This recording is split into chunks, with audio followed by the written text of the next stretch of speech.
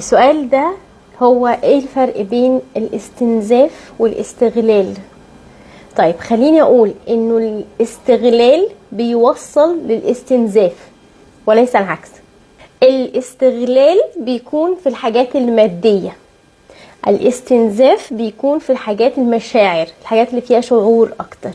طيب تعالي نوضح كده بشوية امثلة الفرق ما بين الاستنزاف والاستغلال. الاستغلال ان انا بستخدم موارد مادية، زي مثلا وقتك، انا بستغل وقتك جدا، بستغل عطائك في ان انتي مثلا بتديني فلوس مرة واتنين وتلاتة، مادام بتديني مفيش مشكلة.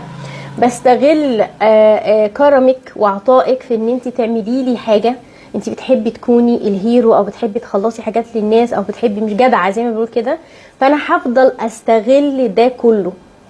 طيب هبدأ ادخل في حالة من الاستنزاف امتى؟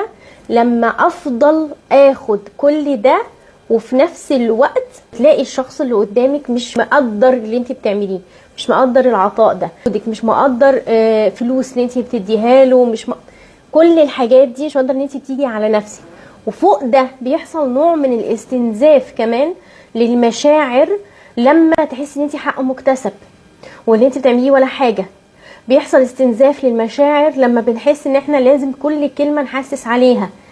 ببقى خايفه قوي اقول اي حاجه، ببقى خايفه قوي تطلع مني كلمه تزعل اللي قدامي، ببقى خايفه قوي اللي قدامي اعمل حاجه فاللي قدامي يقلب عليا ويبدا يجيب القديم والجديد ويعاتب فبدخل في حاله من استنزاف المشاعر، بفضل اكبت اكبت اكبت واخبي واخاف لحد ما احس ان انتي طاقتك انهارت.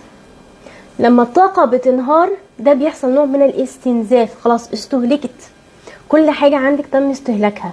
فهنا بيبقى الفرق ما بين الناس اللي بيتم استنزافنا والناس اللي بتستغلنا.